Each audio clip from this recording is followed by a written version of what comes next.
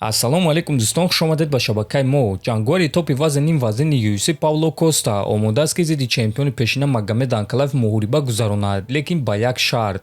чемпиони нави вазни мо Карлос Улберг дар вақти муҳориба осеб гирифт ва шояд ки як сол баромад карда наметавонад. Ман шаби гузашта ӯро дида бо ӯ суҳбат кардам. Ӯ гуфт ки ҷарроҳӣ мегузаронад. Аз ҳамин сабаб ман фикр мекунам ки UFC бояд боз дар байн камарбанд монанд, камарбанди муваққатӣ ё ин ки доимӣ, ва ман нақша дорам ки барои ин камарбанд муҳориба гузаронам. Фарқ надорад ки рақиб кӣ мешавад, лекин агар Магомед Анкалаев шавад пас беҳтарин. Ӯ аз Русия аст, ӯ чапдаст аст ва ман медонам ки ӯ чӣ гуна меҷангад. Ин муҳориба маро қаноатманд мекунад, гуфтааст Коста. Хотиррасон мекунам ки рӯзҳои сироҳатӣ гузашта дар турнири UFC 327 Карлос Улберг Иржи Прохаскаро ба нокаут равон карда соҳиби камарбанди чемпионии вазни ним вазнин шуд. Ана Пабло Коста бошад ҷангори топ ва бебохти вазни ним вазнини UFC Азамат Мурзакановро шикаст дода ба рейтинги вазни ним вазнин шомил шуд. Ҳама намуд дорӯҳои гиёҳӣ бо сифати баланд, нархҳои дастрас ва доставка ба ҳама шаҳрҳо аз ширкати Шифофармо, дорӯҳои гиёҳӣ барои хароб ва фарбеҳшавӣ, барои қавӣ кардани саломатӣ, витаминҳо ва шампунҳои гиёҳӣ,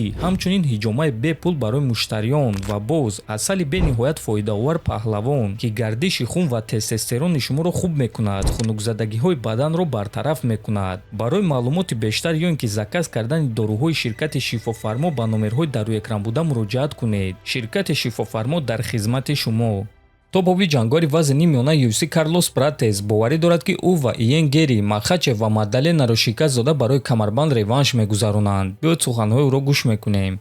Ман чемпиони пешина Леон Эдвардсро ба нокаут равон кардам ва агар ки боз як чемпиони дигар Маддаленаро ба нокаут равон кунам, ин чиз маро бо кафолат довталаби навбатӣ мекунад. Ман мехоҳам ки чемпиони вазни мо дигар кас шавад ва дар муҳорибаи Гери зидди Махачев ғалабаи Гериро мехоҳам, то ин ки мо бо Иен Гери реванш барои камарбанд гузаронем. Мо ҳар дуямон мехоҳем ки ин реванш дар Бразилия баргузор гардад. Ӯ ба ман чанд рӯз пеш занг зада буд ва мо суҳбат карда маслиҳат кардем ки ман Ҷек Дела Маддаленаро шикаст медиҳам, ӯ бошад Ислам Махачевро шикаст медиҳад ва баъд мо зидди якдигар дар Бразилия меҷангем. Фикр мекунам ки UFC низ розӣ мешаванд. Агар ӯ камарбандро соҳиб шавад, пас моро реванш интизор аст, гуфтааст Пратес. Хотиррасон мекунам ки Карлос Пратесро аллакай рӯзи 3 май муҳориба зидди Ҷек Дела Маддалена интизор аст ки муҳорибаи онҳо муҳорибаи асосии турнири UFC Fight Night хоҳад шуд.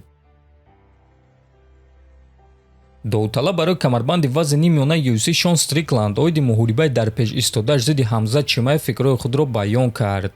Ман мардонавор меҷангам, дастҳо ба боло рафтем. Ман ӯро тамоми 25 дақиқа бо дастонам зарбазанӣ мекунам. Ман лагери тамринӣ беҳтарин доштам ва барои ин муҳориба бо формаи хуб мебарам, бо бадани солим ва худбарқароркунии хуб. Ба муҳорибаи унвонӣ беосеб баромадан хеле хуб аст. Ман бесаброна ин муҳорибаро интизорам, гуфтааст Стрикланд. Ана рақиби ӯ Ҳамзат Чимаев бошад гуфт ки нияти куштани рақибро надорад. Журналист ба Ҳамзат савол дода пурсид ки дар Твиттер бисёри мухлисон мегӯянд ки агар Ҳамзат Шонро ба усул гирад, пас амният дар кор мешавад, чунки ту ӯро ба зудӣ озод намекунӣ. Дар ин бора чӣ гуфта метавонӣ, пурсид журналист. Ҳамзат бошад дар ҷавоб чунин суханҳо гуфт: ман одам куштан намехоҳам, ин чиз ҳаром аст. Ҳамчунин онҳо низ намемонанд ки ман ӯро ба қатл расонам. Дар кӯча мемурд, мегуфтанд ки мурд. Дар октагон ин варзиш аст, гуфтааст Чимаев. Хотиррасон мекунам ки чанд рӯз пеш роҳбари UFC Дана Вайт гуфт ки то рӯзи муҳориба намегузорад ки Ҳамзат Чимаев ва Шон Стрикланд дар ягон ҷо вохӯранд, то ин ки занозанӣ накунанд, чунки байни онҳо дар ҳақиқат бадбинӣ аст. Ногуфта намонад ки муҳорибаи онҳо аллакай саҳари 10 май дар турнири UFC 328 баргузор мегардад ва муҳорибаи асосии турнир хоҳад шуд.